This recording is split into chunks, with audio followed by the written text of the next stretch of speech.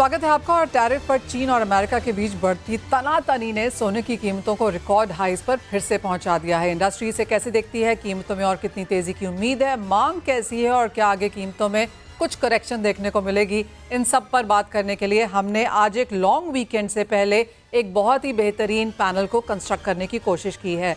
हमारे साथ हैं मेटल फोकस के प्रिंसिपल कंसल्टेंट साउथ एशिया चिराग शेठ, यूनिक चेन्स के डायरेक्टर एनजीजेसी के पास chairman Saiyam Mehra, MTD jewellers के डायरेक्टर सौरभ धमने, बावा ज्वेलर्स के सीईओ गौरव बावा, अम्रपाली गुजरात के सीईओ चिराग ठक्कर और निर्मल बांग से कुणाल शाह।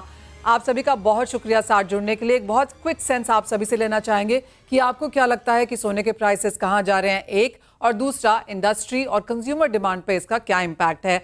आपके पास आए, लेकिन इससे पहले सुनवाते हैं कि सिटी ग्रुप के मैक्स लेटन, स्विस एशिया कैपिटल के यर्ग कीनर और पेस 360 के अमित गोयल ने सोने की कीमतों पर क्या कहा। We think gold price is going to keep going up. Bottom line is we're in the underlying drivers, the physical and we would say fundamental drivers of this gold bull market remain in place and will continue to drive gold all the way up in our base case to $3,200 an ounce over the next couple of months, and then potentially up as high as $3,500 an ounce. I think that the trend will continue to go up and accelerate. And when I mean acceleration into July, I think you could easily see somewhere between 3-5 and a few $100s above that for this year, and probably prices in the tune of $5,000 to $8,000 in the next couple of years. आने वाले 3 से लेके 4 साल में जो है वो 4,000 $4,500 का डॉलर का जो हमने टारगेट दिया हुआ है बहुत टाइम से, I think we'll definitely stand by that target. But probable scenario है जो कि 2600 तक आता है कि भाई 2600 का लेवल, तो मुझे लग रहा है कि एक वाइडर पाथ है गोल्ड को $3,200 से $2,600 आने के लिए, और उसमें मगर लगेंगे 6-8-10 महीने। मगर एक नैरोअर पाथ है जो कि 2500 या इवन 2400 तक जाता है। ऑल राइट, तो सभी को ये लगता है कि longer term structural bull run यहाँ पर अभी भी जारी है। सिटी ने यहाँ पर 3500 बोला है जुलाई तक आने के लिए। साथ ही साथ स्विस कैपिटल ने सबसे बुलिश अब तक के टारगेट्स दिए हैं। उन्होंने बोला है 3700 इस जुलाई तक आ सकता है और $8,000 एन आउंस अगले 3 से 4 साल में वो बनता हुआ देखते हैं। 3200 एंड 4500 ऑफ कोर्स हमें अमित बता रहे थे। तो क्लियरली बहुत बहुत बुलिश यहाँ पर व्यूज आगे की तरफ जाते हुए। चिराग, आप कैसे देखते हैं first of all in sense of prices, near term and slightly longer term? Near term यानी अगले 3-4 महीने एंड लॉन्गर टर्म यानी अगले 3 साल। अभी एक्चुअली अब ऐसा है कि आप कोई भी टारगेट सोने में रखें वो बहुत ही अचीवेबल है। देखिए, हमारा मानना था कि शायद इस साल सोना $3,100 के आसपास ट्रेड कर सकता है, पर हमने देखा है वो स्विफ्टली टेकन ओवर गया। अब हमने 3200 3300 के टारगेट्स लिए, वो भी बहुत इजीली निकल गए। शायद अगर हम पिछले 20-25 साल की बात करें तो इतनी अनिश्चितताएं हमने कभी नहीं देखी। हमने 20 सालों में .com क्राइसिस, सब प्राइम और इवन कोविड आते हुए देखा है, बट इस लेवल की global uncertainty, possible global recession, US में स्टैगफ्लेशन, ये सारे सिनेरियोज हमने कभी नहीं आते हुए देखे। तो हालांकि मैं कहूंगा $200-300 यहाँ से बढ़ना कोई बहुत बड़ी बात नहीं है, बट अब इंक्रीजिंगली थोड़ा रिस्क रिवॉर्ड रेशियो अगर कोई लंबी अवधि का निवेशक है उसके लिए मैं कहूंगा थोड़ा बहुत डिफिकल्ट बनते जा रहा है। टैक्टिकल इन्वेस्टर्स जो छोटे मोटे रिटर्न्स जनरेट करना चाहते हैं उसके लिए अभी भी सोने में शायद बरकरार रहना इजी होगा, बट एक लॉन्ग टर्म जो निवेशक है, जो इंडियन इन्वेस्टर होता है, उसमें मैं कहूंगा शायद थोड़ा वेट एंड वॉच करना जरूरी होगा। ऑलराइट, कुणाल, आप कैसे देखते हैं प्राइसेस को अब यहां से आगे जाता हुआ?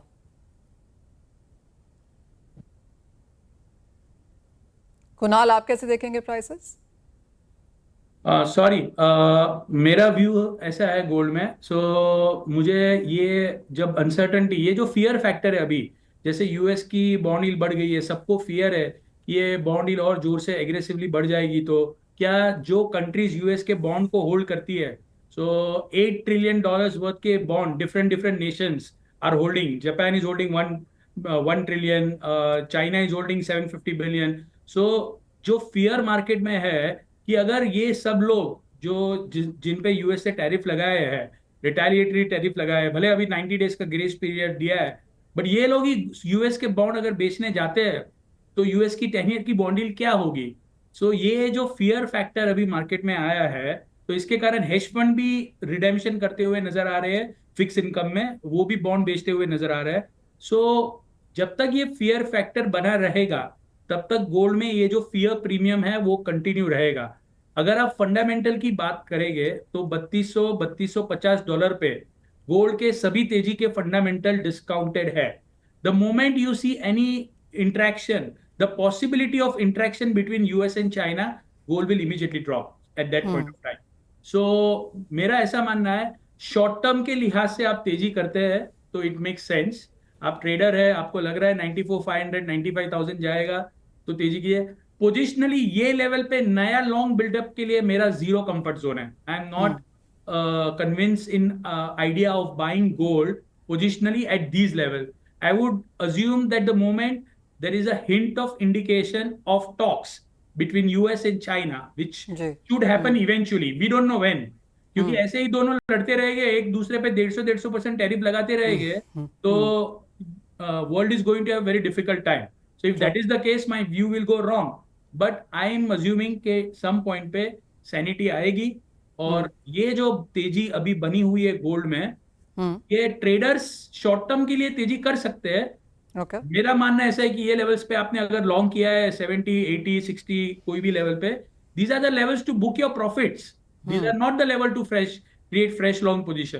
सो मैं बहुत ज्यादा तेजी में नहीं हूँ long term point of view से। अगर चीजें बहुत ज्यादा खराब होती है then it's a different thing, but I think जो भी अपसाइड आती है ये शॉर्ट टर्म ट्रेडर्स यूज कर सकते हैं। बाकी these are not the levels to positionally go long in gold. Kunal, आपने बोला 3250 तक सब कुछ डिस्काउंट होता हुआ नजर आ रहा है, अनलेस कोई नया यहाँ पर कंसर्न आता है। अगर एक मुनाफा वसूली आती है वो कहां तक आएगी, और उन पे अगर खरीदना है तो अगले 3 साल के लिए क्या टारगेट्स हैं? तो मेरी राय में मैक्सिमम जो डाउनसाइड मुझे नजर आ रही है वो है टिल 2850 2900 डॉलर। उसके नीचे भी बहुत ज्यादा नहीं लग रहा है, क्योंकि we are in uncharted territory. Actually कोई फोरकास्ट का, कोई प्रेडिक्शन का, जैसे चिराग ने कहा, कोई मतलब नहीं है, क्योंकि वर्ल्ड में जो तरह से इवेंट अनफोल्ड हो रही है वो आज तक ऐसे कभी भी हिस्ट्री ऑफ फाइनेंशियल मार्केट में ऐसे हुआ ही नहीं है। तो हमारे पास कोई प्रेसिडेंट नहीं है कि पहले ऐसा हुआ था तो ऐसा हो सकता है। ये जो 36 ट्रिलियन डॉलर की यूएस की डेट है, और ऊपर से 1 ट्रिलियन डॉलर उसको जो इंटरेस्ट भरना है एवरी ईयर, ये ऐसा कभी इतिहास में हुआ ही नहीं है फाइनेंशियल मार्केट की हिस्ट्री में। तो because the huge debt problem जो वर्ल्ड में है, इसके कारण गोल्ड में स्ट्रक्चरल मंदी नहीं होने वाली है। We are going to see a period of correction, profit taking, and again the bull run will resume. So ये लेवल्स पे मेरा कंफर्ट जोन बाय करने में जरा भी नहीं है। I don't want to go with the right. हर एक इन्वेस्टमेंट बैंकर आप देखेंगे सब आ गए $3400 $3500, कोई बोलता है $4000। अरे भाई $2000 पे आप किधर थे? So I think this are not the time to be greedy. It's a time to have your sanity on your place. It's a time to take profits on table.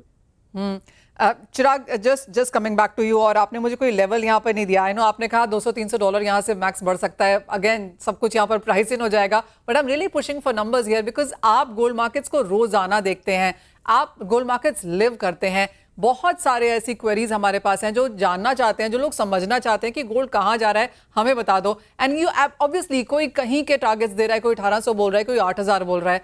आपकी सेंस अब अगले 3 महीने में, 3 साल में अगर एक नंबर दे सकें। चिराग आप म्यूट पे हो। शायद $200 यहाँ से, यानी करीबन 3300 3400 मार्केट जरूर जा सकता है, उसमें कोई बहुत बड़ी बात नहीं है। बट मैं कुणाल की बात से सहमत हूँ, और जैसे मैंने पहले भी कहा कि रिस्क रिवॉर्ड रेशियो अब बहुत ही ज्यादा डिफिकल्ट बनते जा रहा है। देखिए पिछले 2-3 दिनों में हमने कुछ इंटरेस्टिंग चीजें होती हुई देखी। एक है, जैसे आप इंडियन मार्केट में देखें तो सेलिंग दिखाई दिया है, ग्लोबल मार्केट्स में भी स्क्रैप सेलिंग दिखाई दिया है, ज्वेलरी डिमांड काफी हद तक इम्पैक्ट हो चुकी है। मेरी पिछले 2-3 दिनों में करीबन 10-12 ज्वेलर्स से बात हुई। एक चीज जो निकल के आ रही है कि ₹1,00,000 के नीचे की जो टिकट साइज है, जो काफी सारे ज्वेलर्स के लिए चंक ऑफ टिकट साइज होती है, ठीक है, वो टिकट साइज कई हद तक बंद होती जा रही है। यानी मिडिल क्लास जो है, जो एक बहुत बड़ा कंज्यूमर है गोल्ड का, वो अब गोल्ड से दूर होते हुए जा रहे हैं, ठीक है, क्योंकि आप एक बहुत ही सिंपल, मैं कहूंगा रॉकेट साइंस नीचे, बहुत ही सिंपल मैथ्स अगर आप लगा दीजिए तो इंडिया की एवरेज इनकम 2.5 से 3 लाख रुपए है, ठीक है। 30% अगर हम सेविंग्स रेट की बात करें तो ऑन एन एवरेज एक इंडियन 75,000 रुपीज से लेके 1 लाख रुपए बचाता है। आज उसे 10 ग्राम सोना लेना है तो पूरे साल की सेविंग्स निकल जाएगी। तो एक बहुत ही इंपॉर्टेंट चीज है कि इन लेवल्स पे मार्केट को भी अडेप्ट होना पड़ेगा। तो फंडामेंटली क्या होगा कि कमोडिटी मार्केट एक इतना ब्यूटीफुल मार्केट है, हमने देखा हिस्टोरिकली, वो सेल्फ करेक्टिंग है।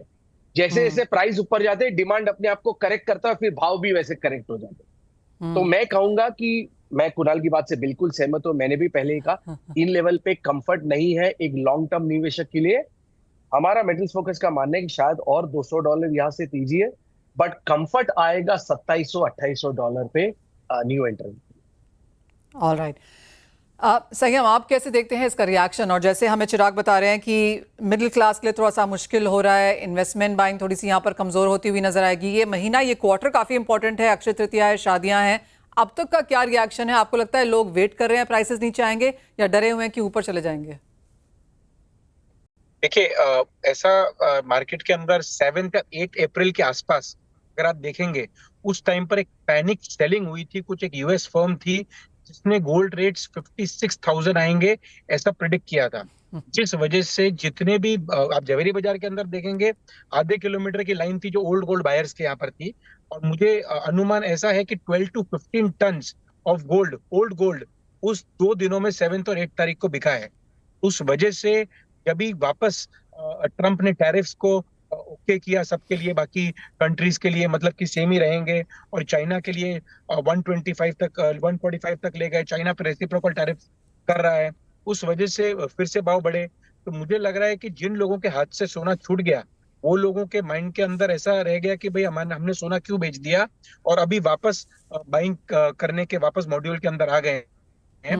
जहां तक सोने की भाव की बात करें तो 3200 का जो भाव है अभी, मुझे लग रहा है कि जुलाई तक नहीं, लेकिन 1 से 1.5 महीने के अंदर ही अगर इस तरीके से चलता रहा टैरिफ वॉर, तो मुझे लगता है $3400 महीने से 1.5 महीने के अंदर भी आ सकता है, देखने को मिल सकता है।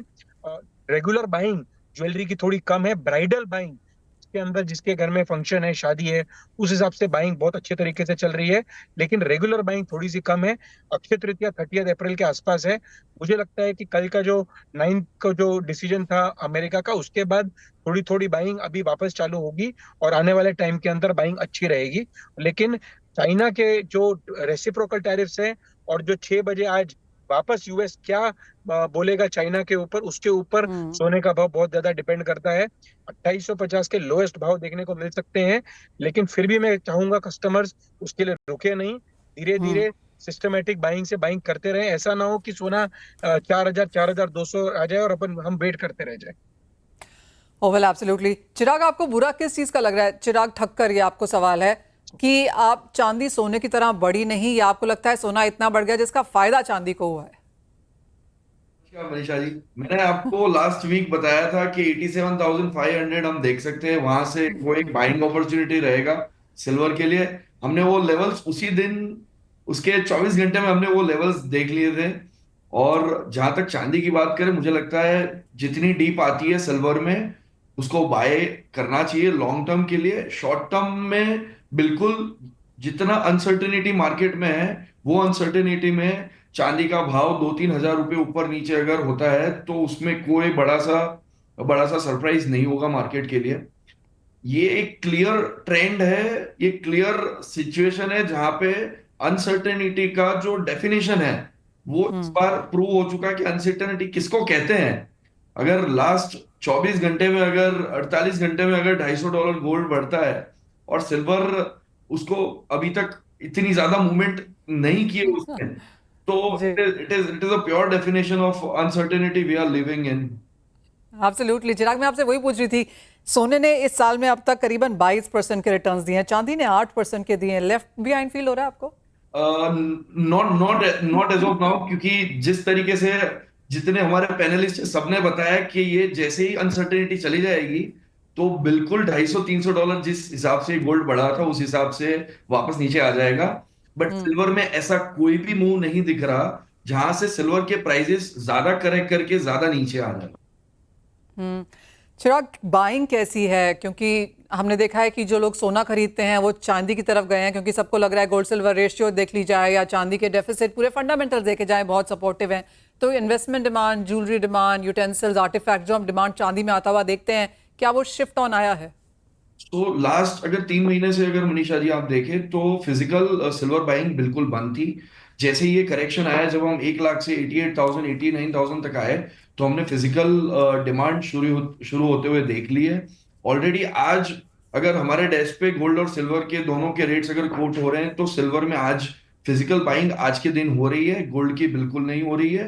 तो इस हिसाब से अगर देखें तो सिल्वर की डिमांड फिजिकल आज भी मार्केट में है, और लास्ट 2 वीक से कहीं ना कहीं नया सिल्वर इंपोर्ट आता हुआ भी नजर आया है। चिराग, आपने कहा पिछले क्वार्टर में सिल्वर बाइंग ऑलमोस्ट एब्सेंट थी, सिल्वर इंपोर्ट्स का भी हमने काफी हद तक वही हाल आता हुआ देखा है। सिल्वर हमने लास्ट 3 महीने में जो over and about the ground जो सिल्वर थी वही खपत हो रही थी। अभी तक लास्ट 3 महीने में कोई नया इंपोर्ट नहीं था, बट ये महीने के जो आंकड़े आएंगे, ये महीने में आपको नया सिल्वर इंपोर्ट के आंकड़े आपको देखने के लिए मिलेंगे। गोल्ड वाले ऑफ कोर्स यहाँ पर अक्षय तृतीया को देखते हैं, चांदी की कितनी महत्वता है वहां पर? अक्षय तृतीया में मेरे हिसाब से इस बार हम लोग खुद इतना अवेयरनेस फैलाना चाहते हैं, जहां पे हम लोगों को ये बता पाए ये प्रीशियस मेटल है, तो इसको भी आप एक नए गोल्ड की तरह देखें। क्योंकि जैसे कुणाल जी ने और चिराग जी ने बताया कि it is a very tough thing for a middle class person to have a 10 gram of jewellery from the saving.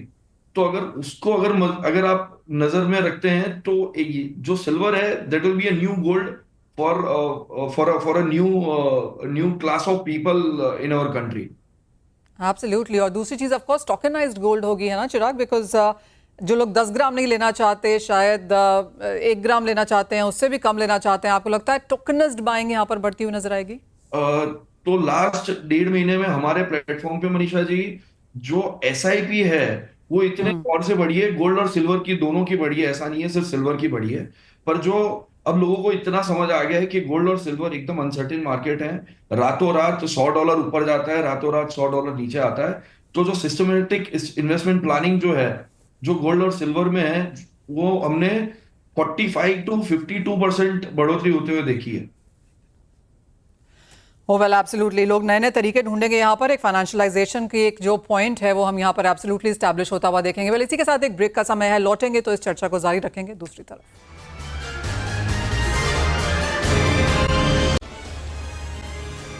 गौरव बाबा जी, इस सेगमेंट की शुरुआत आपसे करना चाहेंगे, एक रिएक्शन भी लेना चाहेंगे कि नॉर्थ इंडिया का क्या हाल है और करंट लेवल्स पे आपने क्या ट्रेंड्स देखे हैं? देखिए, मार्केट्स तो अभी एकदम रिटेल तो has like absolutely gone for a toss.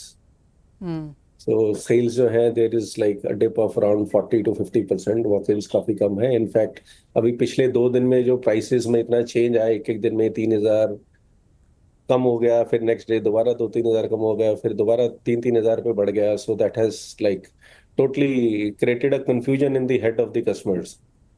तो in fact I was just looking at the numbers today, तो ऐसा दिख रहा है कि मतलब सुबह से तो आज इनफैक्ट बहुत ही कम वॉक-इन्स है। जो भी कस्टमर आ रहे हैं, एवरीवन इज वॉकिंग इन कि पुराना गोल्ड ले लो वापस, they are coming to sell it of.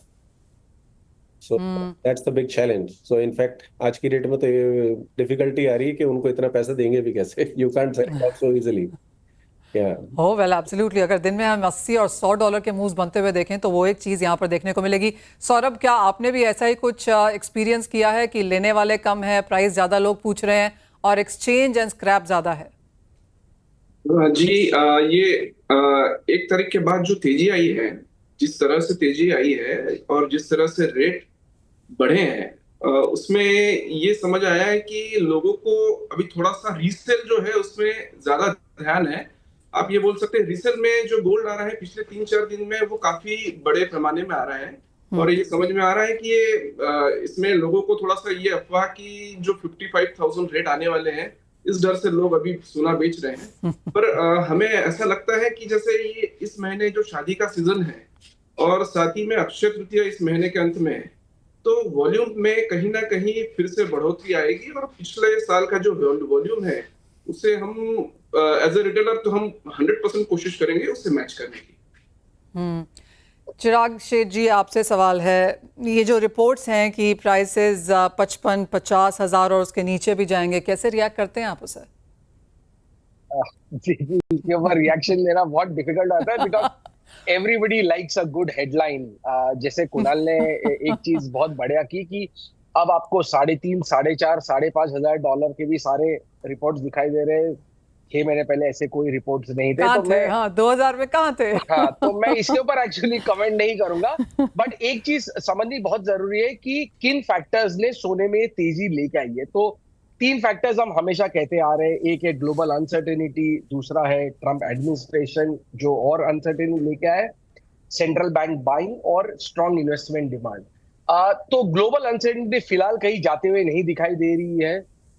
हालांकि अब कोई जियोपॉलिटिक्स की बात नहीं कर रहा है, अब कोई वॉर की बात नहीं कर रहे, क्योंकि फोकस पूरा शिफ्ट हो गया है टैरिफ्स के ऊपर। तो जब तक ये टैरिफ्स की अनसर्टेनिटी चलती रहेगी तब तक मुझे नहीं लगता कोई बहुत बड़ा मीनिंगफुल करेक्शन आएगा। दूसरा, 54,000 के लिए सोने को करीबन $1,800-1900 आते हुए दिखाई देना चाहिए। तो वैसा कुछ कोई भी फैक्टर वैसा दिखना है। और मैं कहूंगा अगर 54,000 आ जाता है तो शायद बहुत सारे मेरे ज्वेलर्स भाई खुश होंगे, क्योंकि अभी जैसे लोगों ने कहा कि डिमांड बिल्कुल भी नहीं है। ज्वेलर्स खुश होंगे चिराग, लेकिन जो लोग 70, 80 और 90 पे ले रहे हैं वो कहाँ जाएंगे? देखिए, ये तो मार्केट का साइकिल है, वो चलते रहता है। चलते रहता है, चला तो सकते ही नहीं। कुणाल, आपकी क्या सेंस है? अगर एक वर्स्ट केस सिनेरियो देखें, आपने ऑफ कोर्स यहाँ पर 28-2850 का है, एक वर्स्ट केस सिनेरियो आपको क्या लगता है? कि मैंने वर्स्ट केस सिनेरियो सोचा है। सो फॉर एग्जांपल, कोई भी कंट्री यूएस के साथ जब ट्रेड डील करता है, okay, and in that there is a condition कि आप अगर इतना एक्सपोर्ट करते हो हमको, तो उसका सर्टेन प्रोपोर्शन आपको हमारे बॉन्ड लेने हैं। सो अभी प्रॉब्लम क्या है कि यूएस के कोई बॉन्ड ले ही नहीं रहा है। यूएस को अपनी डेट पहले शिफ्ट करने का अपॉर्चुनिटी मिलता था। जैसे चाइना के 200 बिलियन के बॉन्ड ले लिए, सऊदी अरेबिया ने 200 बिलियन के बॉन्ड ले लिए। सो अभी जो सिनेरियो बन रहा है, सो ट्रेड डील में ऐसा कोई क्लॉज ट्रम्प साहब ने जो 90 दिन का पीरियड दिया है जिसमें वो सबके साथ निगोशिएशन करने वाला है, सो ऐसा कोई क्लॉज डालते हैं और वो क्लॉज अग्री करते हैं गवर्नमेंट कि हम आपको इतना एक्सपोर्ट करते हैं तो सामने आप हमारे इतनी ट्रेजरी बाई करो, something of that sort. If that kind of clause comes up, then there is a possibility that this can go down further. The problem right now is world का ये जो भी हम अनसर्टेनिटी देख रहे हैं उसका अगर बेस प्रॉब्लम देखेंगे वो है US debt. So US debt is the root cause of all the problem. जब से चाइना 2020 में कोविड आया, कोविड के बाद जो मनी प्रिंटिंग हुआ है, वो मनी प्रिंटिंग ने पूरा हालत खराब करके रखा है यूएस का। सो इतना मनी प्रिंटिंग कभी हिस्ट्री में हुआ ही नहीं है और इसके कारण जो प्रॉब्लम आ रही है, आज आप समझिए, मैं आज सवेरे ही कैलकुलेशन कर रहा था। सो ये साल यूएस का जो इंटरेस्ट पेमेंट है वो है रफली $940 बिलियन। इतने रुपए का उनको ब्याज देना है। तो नेक्स्ट साल यही 7 ट्रिलियन अगर ये रोल ओवर करते हैं तो उसका ब्याज होगा $1.1 ट्रिलियन और प्लस $3 ट्रिलियन की नई डेट मैच्योर, नई डेट, करेक्ट। तो $1.2 ट्रिलियन का तो इंटरेस्ट पे करना है।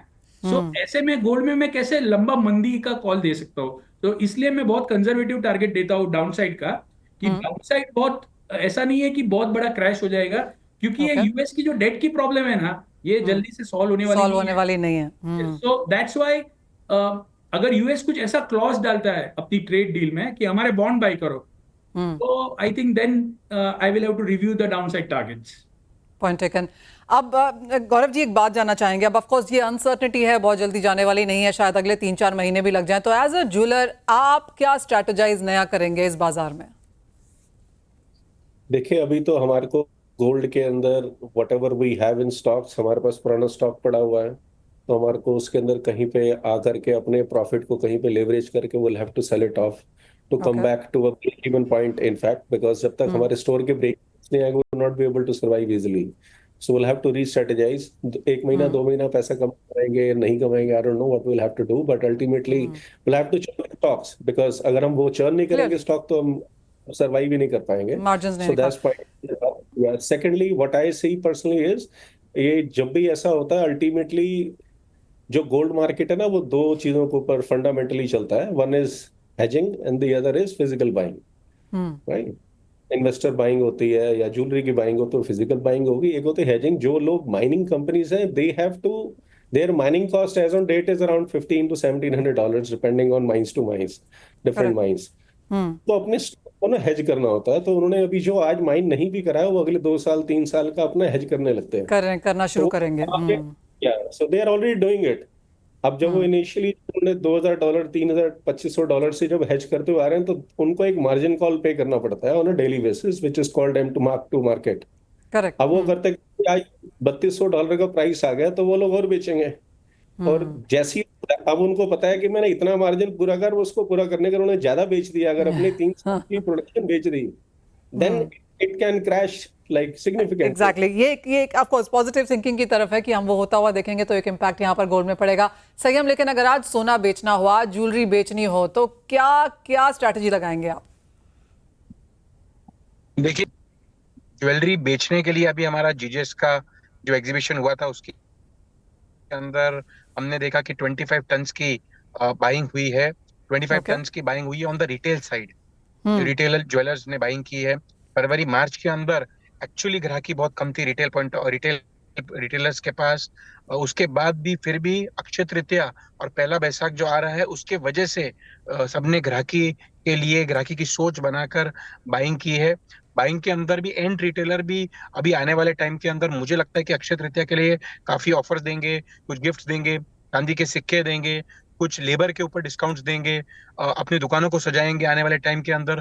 तो ये काफी चीजें आने वाले टाइम के अंदर होंगी, क्योंकि 30 अप्रैल ही एक टारगेट है एक रिटेलर के पास कि भाई तब तक उसकी बाइंग और अच्छा ये सीजन का जो मैक्सिमम ये क्वार्टर का जो टारगेट है वो अक्षय तृतीया के अंदर वो पूरा कर ले, में पूरा कर ले। Yes, so I think themes अच्छी रहेंगी इस 20 डेज के लिए। ओके, तो अगले 20 दिन हैं और बहुत बड़े टारगेट्स हैं यहाँ पर, और आशा यही है कि लोग खरीदारी करने आए क्योंकि ये ऑस्पिशियस दिन है। एंड ऑफ कोर्स चांदी के सिक्के तो वो आपके पास चिराग लेने आ ही रहे हैं, चिराग ठक्कर जी, क्योंकि वो तो एक सेल्स फॉर श्योर यहाँ पर बनती हुई नजर आ रही है, लेकिन और स्पेंड भी करना पड़ेगा ताकि ज्वेलरी बिक सके। तो क्लियरली उस तरह की स्ट्रैटेजीज यहाँ पर निकलती हुई। आप सभी का बहुत शुक्रिया साथ में जुड़ने के लिए। आई नो डिफिकल्ट टाइम्स हैं, बहुत अनसर्टनिटी है, आगे जाके क्या होगा नहीं पता है, पर उसमें भी एक सेंस बनाने के लिए इस मैडनेस में, उस सब के लिए आप सभी का शुक्रिया। इसी के साथ मुझे भी दीजिए इजाजत, लेकिन आप बने रहिए CNBC आप।